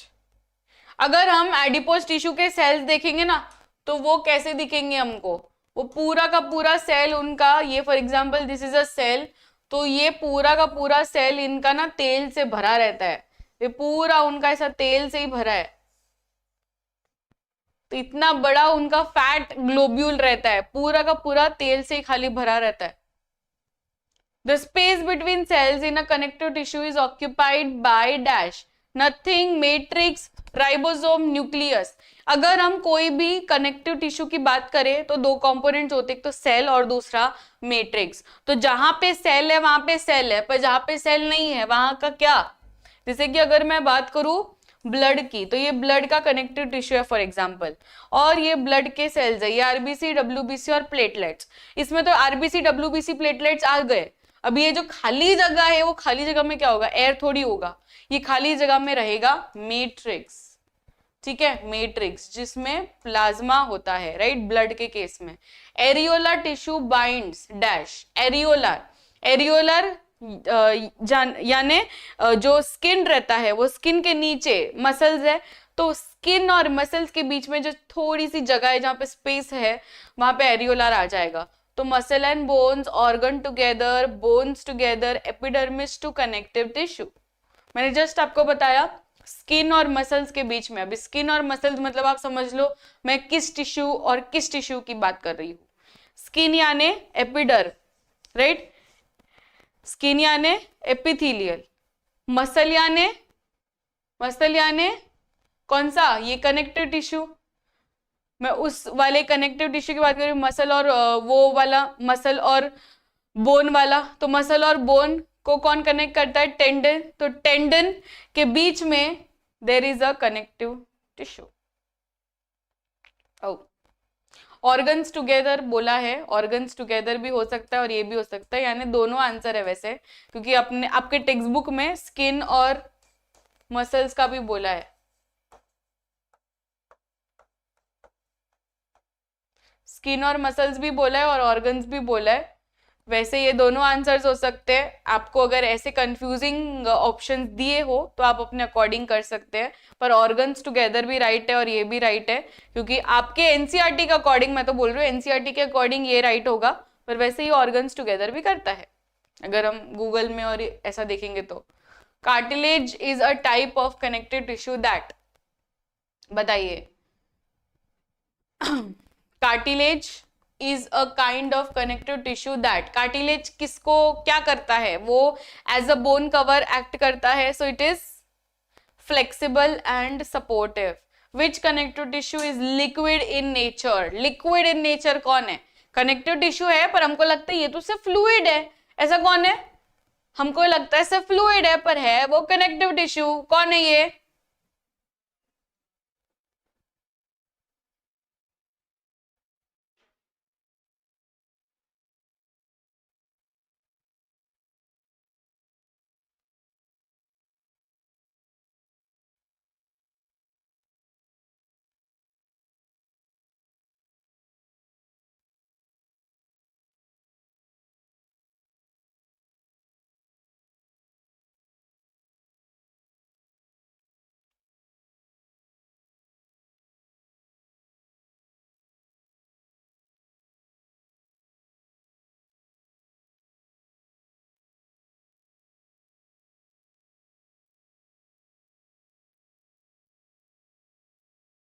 Next case study, human tissue layers. तो अभी यहाँ पे हम लोग थोड़ा सा एपिडर्मिस और ये सब के बारे में बात करने वाले हैं, ठीक है।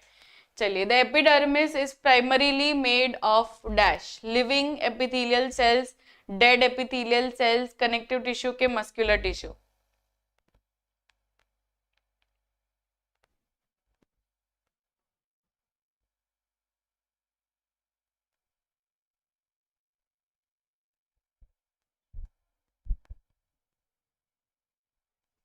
यस, क्लास 10 इज रिटन, कुछ गलती हो गई है।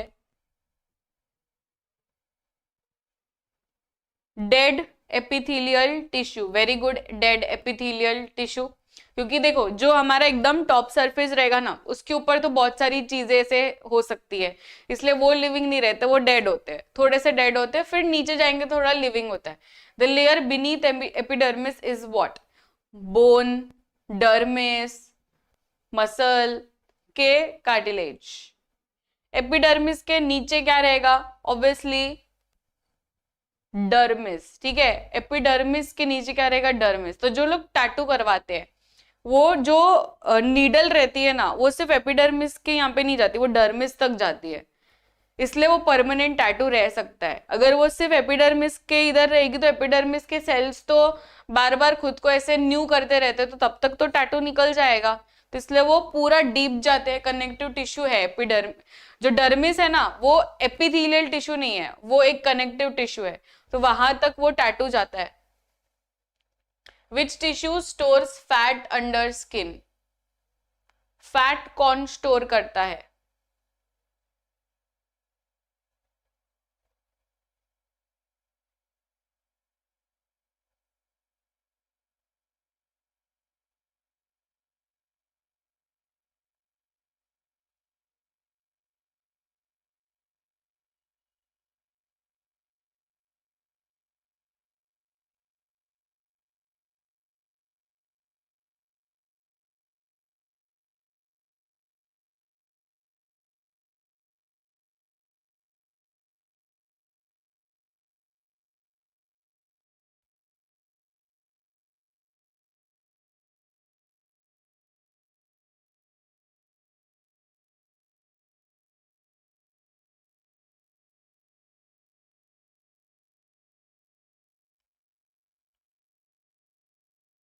यस, फैट का नाम लिया और एडिपोस आएगा।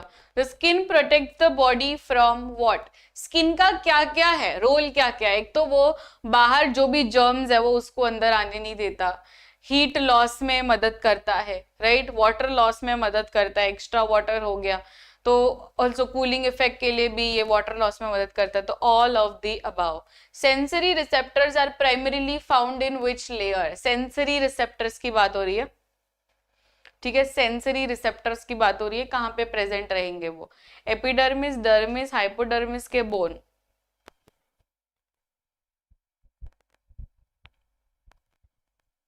सेंसरी है, सेंसरी यानी वो सबसे पहले आना चाहिए, राइट, यानी ये रहेंगे इन द डर्मिस। चलिए next, healing a cut. A student observes the wound forming scabs, new tissue, and eventually the skin heals. The teacher explains that this involves an epithelial and connective tissue regeneration supported by clotting and repair mechanism. Scab formation occur due to what?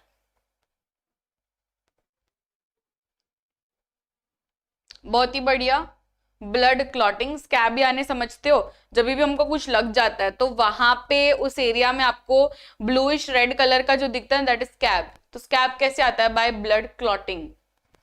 The new formed tissue under the scab is what? Cartilage, bone, connective tissue है, कोई ग्रैन्युलेशन tissue या muscle tissue? Newly form, ठीक है, नया नया tissue कौन सा है? ग्रैन्युलेशन टिश्यू यानी कनेक्टिव टिश्यू। अगर ये पर्टिकुलर क्वेश्चन आप नहीं भी करोगे तो भी चलेगा, बिकॉज दिस इज समथिंग थोड़ा आउट ऑफ सिलेबस, तो ये आप ओमिट कर सकते हो। स्किन रीजनरेशन इन्वॉल्व्स विच एपिथेलियल लेयर?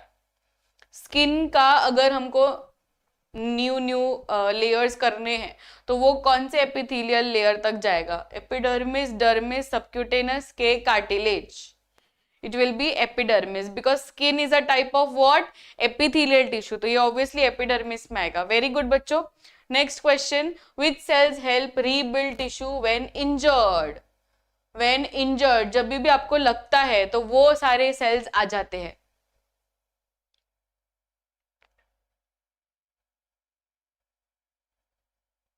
फाइब्रोब्लास्ट। अब फाइब्रोब्लास्ट आपके सिलेबस में नहीं है, ठीक है, तो यहाँ पे मैं ऑप्शंस चेंज करके प्लेटलेट्स भी डाल सकती हूँ, तो आप उस अकॉर्डिंग करिए। फाइब्रोब्लास्ट लेने का ज्यादा टेंशन लेने का जरूरत नहीं है, आपके सिलेबस में है नहीं वो। Platelets are essential for what? ये है आपके सिलेबस में, बताओ प्लेटलेट्स किसके लिए यूज होते हैं? Platelets are used for dash, platelets are used for dash. Clotting, correct answer. Nutrition and plant tissue के बारे में है, जिसमें आपको plant absorb mineral rich water, thicker roots and stems, concluding that parenchyma tissue store nutrients and support plant growth. इसमें ज्यादा parenchyma पे focus है कि ये फूड स्टोरेज करता है, ये हेल्प करता है प्लांट को। चलिए क्वेश्चन करते हैं, parenchyma tissue helps in what?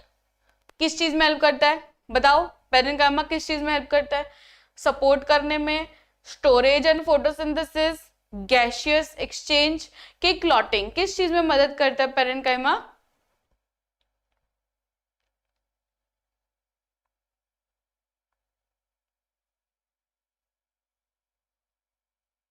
Storage, right.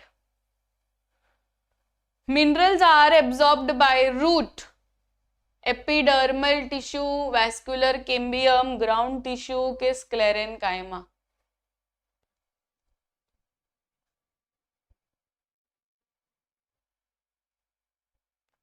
Epidermal tissue, epithelial tissue. Parenchyma cells in leaves help in what? बताइए। लीव्स में अगर पैरेन्काइमा, मैंने आपको ये बताया मॉडिफिकेशन है, ये एक ऐसा मॉडिफिकेशन पैरेन्काइमा का कि अगर वो लीव्स में चले जाए तो वो करने लग जाता है फोटोसिंथेसिस, और उसका नाम क्या है बच्चों? क्लोरेन्काइमा, राइट, क्लोरेन्काइमा, जो कि फोटोसिंथेसिस करवाता है। इसका नाम क्या है? क्लोरेन्काइमा।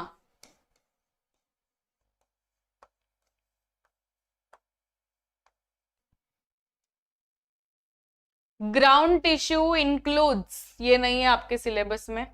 Next, support tissue in young stems, ये भी नहीं है। Next, water loss in plants, ये आपका लास्ट केस स्टडी है फॉर दिस पर्टिकुलर सेशन। चलिए रीड करते हैं। During a drought experiment, students see leaves wilting, they learn that epidermal tissue with cuticle and stomata control water loss।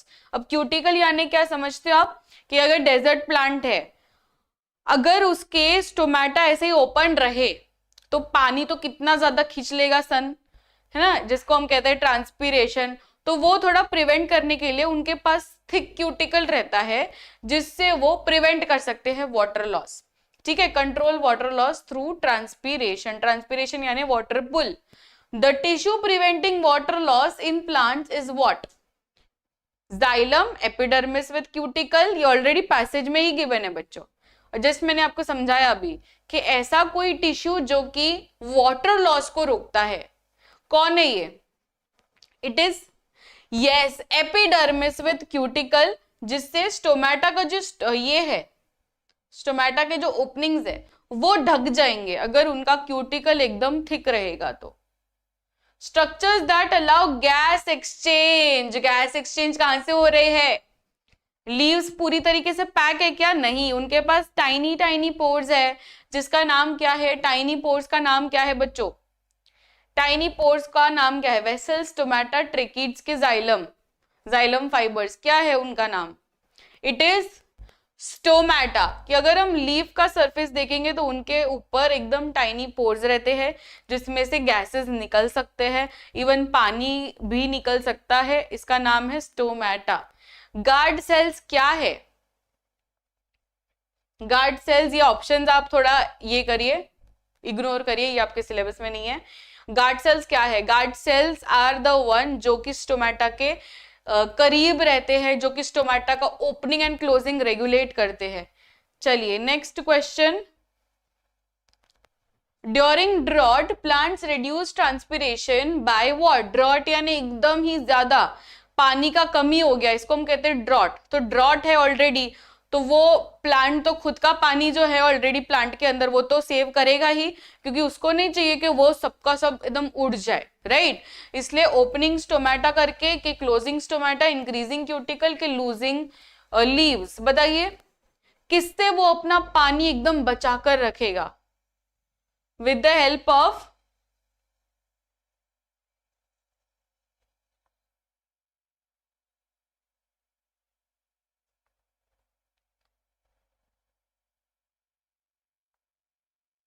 closing stomata. The outermost plant tissue is called as dash.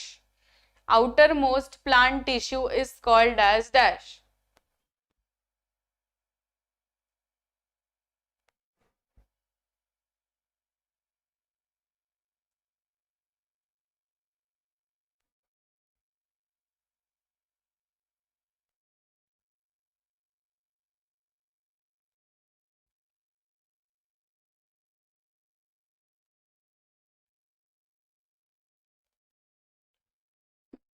Epidermal tissue, right.